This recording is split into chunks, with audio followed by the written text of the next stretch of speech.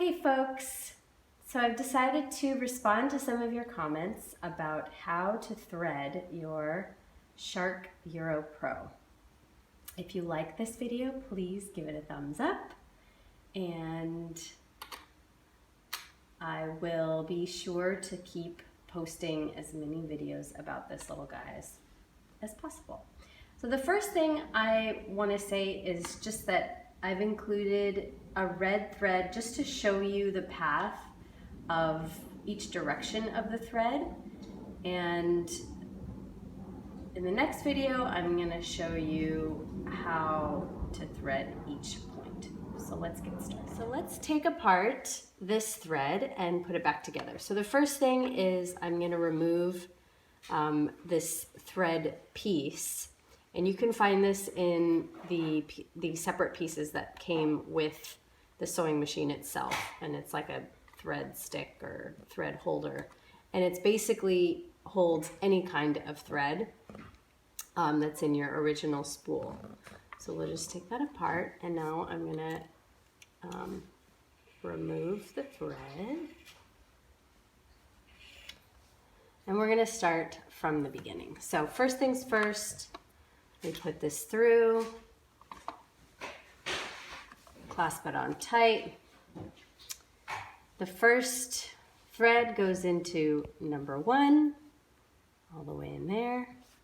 The second thread goes over this sort of tension spool. And the idea behind this tension spool is that when you turn this knob, it tightens up the tension. And when you go in reverse, it loosens up the tension. So think of it as a range from 1 to 6. There's a tiny little 1 here, and then a plus sign with an arrow leading to the plus sign. So as you're turning it clockwise, you are tightening it to, say, a 2 or 3 or 4. And you want it to be relatively tight so that this thread doesn't sit on the outside, but it in fact is pulled in, sort of like you're flossing and you're bringing that string in. So that's the second point. The third point is right here at the top. And this guy moves back and forth as you're sewing. The fourth position is here. Bring that through. The fifth position is on the side.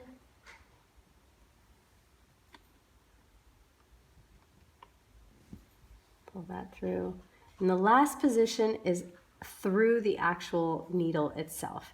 Now some of you had the question of what type of needle this was, and this is a European needle, so it's the number is 706.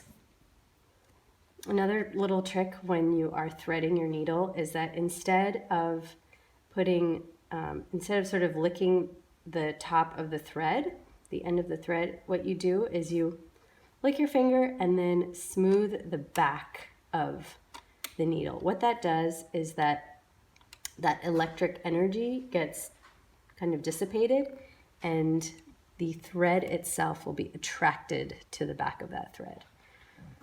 So pull it all the way through and then redirect it underneath the foot so that it sits in the back with your bottom bobbin. So you have the red thread from the top, and then I've put a white thread from the bottom so you can see the difference. And that is how you thread your machine from top 2, 3, 4, 5, 6, and 7 to the back. Okay. The next thing I want to show you is how to insert your bottom bobbin. So to do that, you're going to lift this cover out, take out the bobbin, and all the way. And when you're loading up your bobbin, you want to wind it up to almost the very end. And it should look like this. So the string should be on the left-hand side. It should be going clockwise. And you're just going to dump it in so it lays flat. And if you can see, there is a little notch right here. It kind of looks like teeth. There's also this hole in the back. You kind of want to avoid that hole, and you want to stick this thread as close to that notch as possible. We want it to catch on that notch. So what I'm going to do is we're going to pull back to the wheel, and I'm turning it counterclockwise. And as you can see, the red thread is moving about. And what it's doing is that red thread is poking down and trying to catch the white thread from underneath.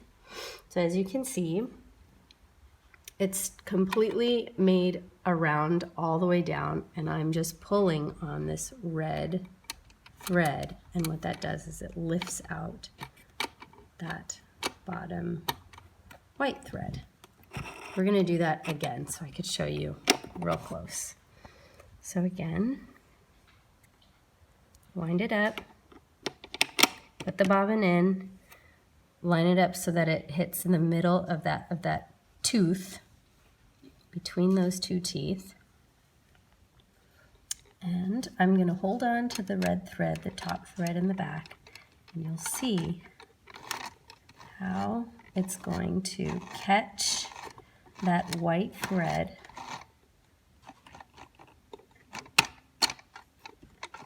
and I'm just kind of yanking that red thread from the top and smoothing the white thread from the back. And that's how you have both threads hanging out in the back. Cover it up, and you're ready to sew. Okay, so now I'm going to show you how to use your pedal and also to use this on and off stitch button. What's great about this stitch button is that you can use this for simple projects that just need you to go straight, like pillowcases or curtains, whereas using the pedal, you have a little bit more finesse and more control over how much you want to stitch and when you want to start and stop. So first we're going to use the pedal. I'm going to hold on to the threads in the back.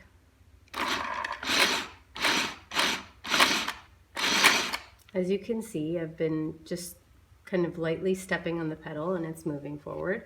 Now I'm going to show you what it looks like when we just press this on and off button.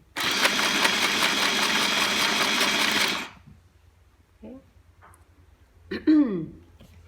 And I'll go all the way to the end and show you how I do a reverse type of stitch on this Shark Arrow Pro, which actually does not come with a reverse button. Usually reverse buttons are somewhere here on the actual machine itself, but this machine does not have a reverse stitch, but I'll show you what I do when I want to secure the beginnings and ends of any project. So this time I'm going to use the pedal.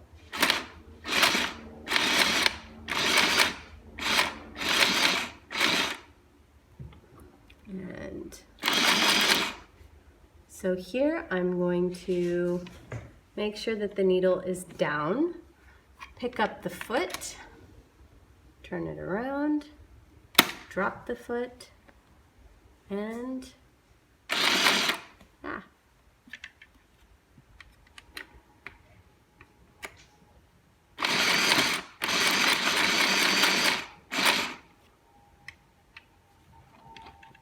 drop the needle, pick up the foot, turn it around, drop the foot, and finish off. Okay. So I've done with that project. I'm gonna turn the style and snip the end. So we could see we have an end stitch, front and back. You remove all these extra threads.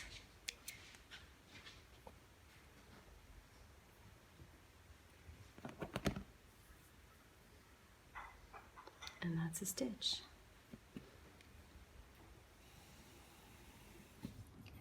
Okay, I'd like to talk about tension in our Shark Pro machine.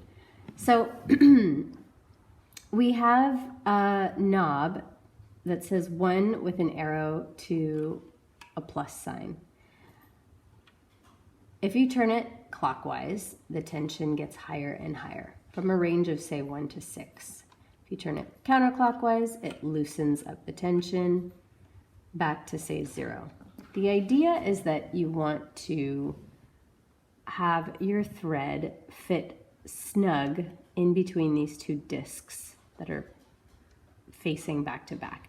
When it's too tight, that means the thread is not passing through the needle and in the fabric easily. When it's too loose, it's passing through the needle too quickly and will create a bunching up experience like this. So this means that the tension was too loose and the thread is not going to hold your fabric together securely. Whereas this white fabric shows that the tension is tighter on both sides and will hold on to that fabric. So when we tighten this knob, we want to kind of find that sweet spot that's sort of level 3 to level 4.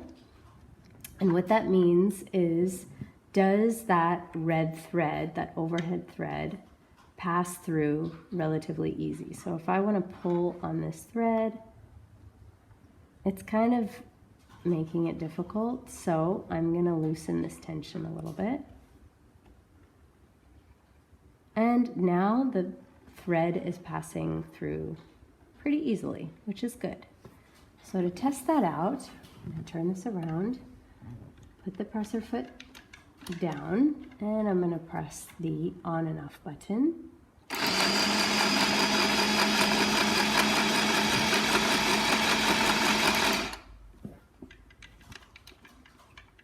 As a reminder, turn this around, drop the foot, and you can finish it off with a manual reverse stitch.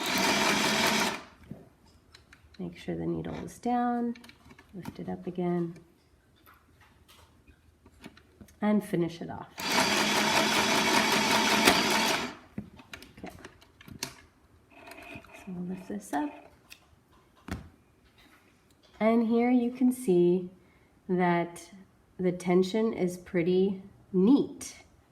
There's no loose edges. You can see the white is all the way through.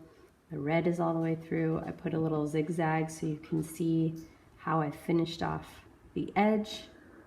And that's how you control the tension of your machine.